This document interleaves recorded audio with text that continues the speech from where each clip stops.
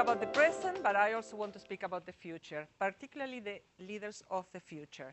And I know I have an accent, and sometimes I sound like Gloria in Modern Family. And it will take a few moments to tune into my accent, but you'll love it, and at the end of the session, you will even miss it, okay? I want to talk about the neuro leaders, and we have heard so much about the difference between leaders and managers for so many decades.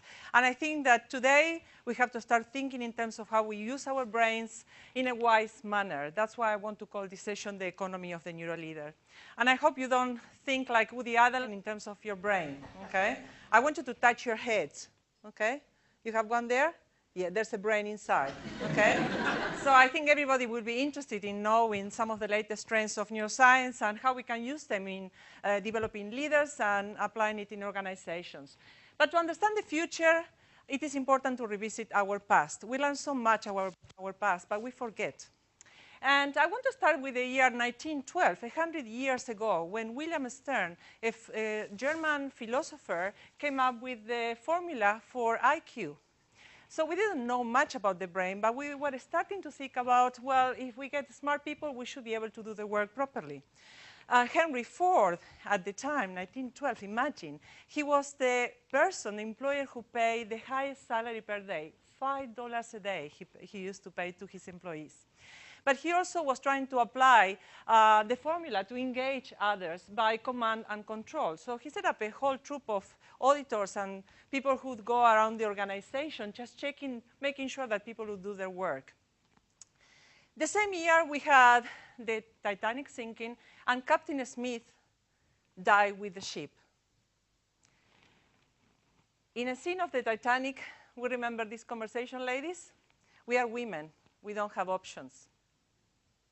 And also in 1912, my grandfather, Juan, a farmer in Spain, facing the worst drought in the country and just recently becoming a widow, he decided to migrate to Argentina, to South America. And he settled there in the north of Argentina growing potatoes. But in 1922, he had 137 strikes. Imagine that. So all the potatoes that would get to the harbor in Buenos Aires would be rotten by the time they arrived there because the trains would stop over and over in this 1,000 kilometers journey.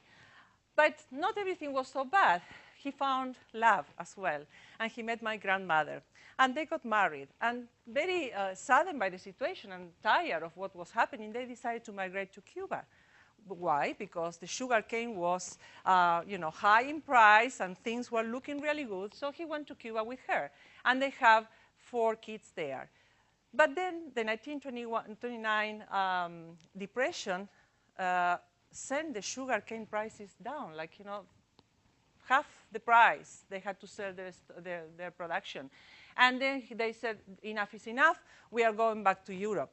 They went back to Europe without knowing that 3 years after they arrived, the Spanish Civil War would start, followed by the Second World War.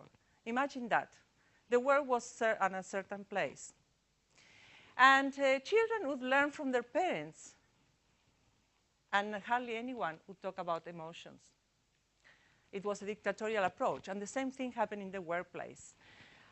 In terms of the brain, in 1936, Portuguese doctor Edgar Moniz put a type of, a little bit of a pencil inside someone's eye and started to move anything that was in what we call today the prefrontal cortex, trying to find out if he could cure some illnesses by removing parts of our brain. Imagine that, okay? Today we know that this is the most important part of our brain. They didn't know that then. So during the next 100 years, many things happened. Some values would change. Captains would no longer die with their ships. And what I'm about to show you is the number of years to reach 50 million users in the US. So imagine this, 37 years for the radio, 13 years for television, 5 years for the internet, and in 3 years, Facebook reached 200 million people in America alone. Social media will become the way to connect for 96% of Gen Z and Gen Y, Gen Z being the ones born after 1990s.